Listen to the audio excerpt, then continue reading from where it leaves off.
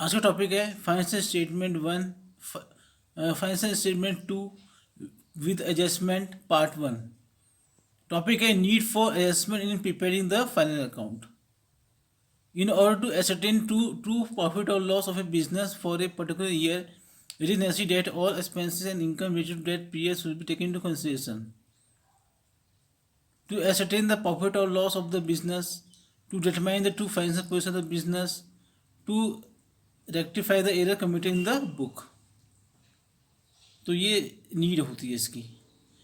अब देखो, adjustment in preparation of financial statement, accounting treatment, item adjusting trading profit loss balance sheet.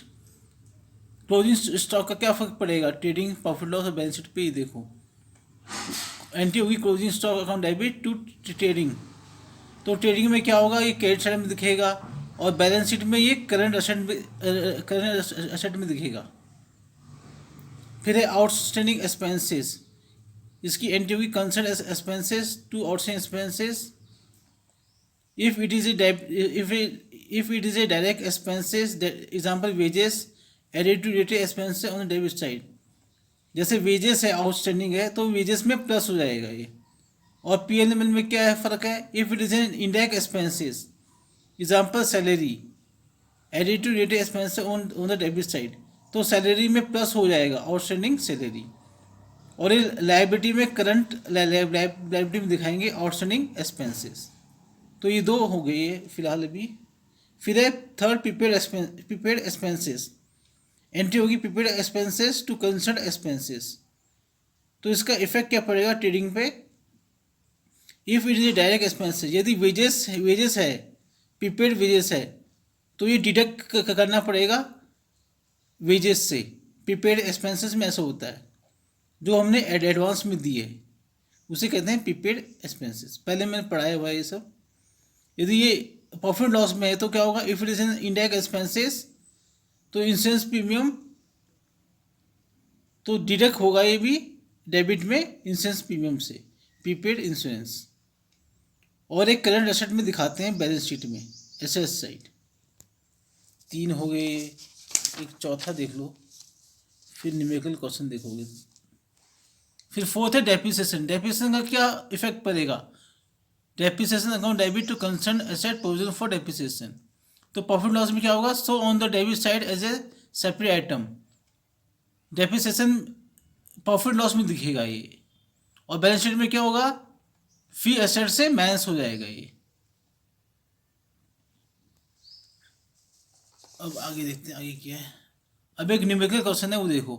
From the following time balance of Vijay limited prepaid trading and profit loss account for the year ended 31 March 2022 and a balance sheet as on date. तो क्या बनाना है इसमें, trading profit loss and balance sheet.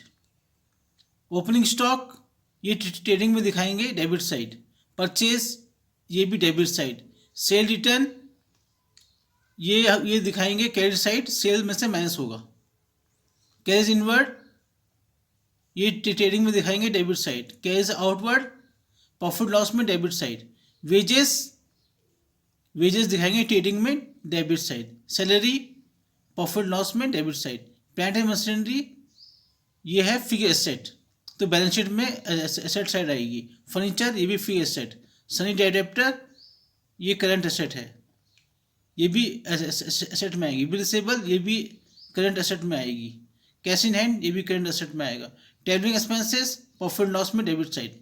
Lighting factory ये trading में आएगा debit side, lighting factory. हाँ, rent and taxes profit loss में डेबिट साइड। जनरल एक्सपेंसेस ये भी प्रॉफिट लॉस में डेबिट साइड। इंश्योरेंस ये भी प्रॉफिट लॉस में डेबिट साइड। ड्राइंग ये कैपिटल में से माइनस होगा बैलेंस शीट में। सेल्स ये आएगा ट्रेडिंग में, क्रेडिट साइड आएगा। परचेज रिटर्न ये परचेज में से माइनस होगा ट्रेडिंग में। डिस्काउंट रिसीव्ड ये प्रॉफिट लॉस में क्रेडिट साइड आएगा। सन्डी क्रेडिटर ये लाइबिलिटीज़ है ये हमारा। बिल्स पेबल ये भी लाइबिलिटीज़ है। कैपिटल ये भी लाइबिलिटीज़ है कैपिटल में। अब एडजस्टमेंट देखो, stock on 31 March 2022 was value at 40,000, market value 60,000। तो ये 40,000 क्लोजिंग स्टॉक है ये। तो इसको हम एक तो ट्रेडिंग में दिखाएंगे क्रेडिट साइड, और करंट एसेट में दिखाएंगे, और से करंट एसेट में दिखाएंगे एसेट्स में। और विदेश आउटस्टैंडिंग फॉर मार्च 2021 टू 6,000, तो ये विदेश में से विदेश में प्लस होगा इन ट्रेडिंग अकाउंट, और लाइबिलिटी में दिखाएंगे इसे हम करंट लाइबिलिटी में। और salary outstanding for March 2020 to 5,000, ये प्रॉफिट लॉस में दिखाएंगे, सैलरी में से प्लस हो जाएगा। और इसे हम रिलायबिलिटीज में दिखाएंगे। प्रीपेड इंश्योरेंस, ये प्रॉफिट लॉस में इंश्योरेंस में से माइनस होगा, और इसे करंट एसेट में दिखाएंगे।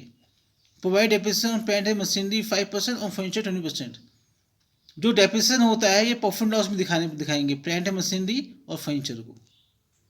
तो ये है टॉपिक। अब देखो इसका सॉल्यूशन देख लो बस। ये सब नए trading and profit loss account for the year ended 31 March 2022, particular amount, opening stock आ गया, ये ऐसे करेंगे इसे। वेजेस में आउटस्टैंडिंग वेजेस प्लस हो गया, जीपी आया, ग्रॉस प्रॉफिट आया 2,84,000, इसे प्रॉफिट लॉस के क्रेडिट साइड लिखेंगे।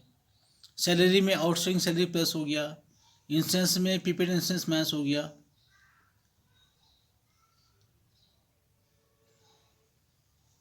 और ये नेट प्रॉफिट है ये कैपिटल में होगा प्लस हो जाएगा। डेप्रिसिएशन भी दिखा दिया हमने डेबिट साइड प्रॉफिट लॉस के। बैलेंस शीट देख लो एक बार, ये रहा बैलेंस शीट। कैपिटल में नेट प्रॉफिट प्लस हुआ, ड्राइंग को माइनस किया है। फर्नीचर में से डेप्रिसिएशन माइनस हुआ है, प्लांट मशीन में से भी डेप्रिसिएशन माइनस हुआ है, और क्लोजिंग स्टॉक 40,000 दिखा दिया हमने। आउटस्टैंडिंग वेजेस भी आ गया, आउटस्टैंडिंग सैलरी भी आ गया लायबिलिटीज़ में। थैंक्स।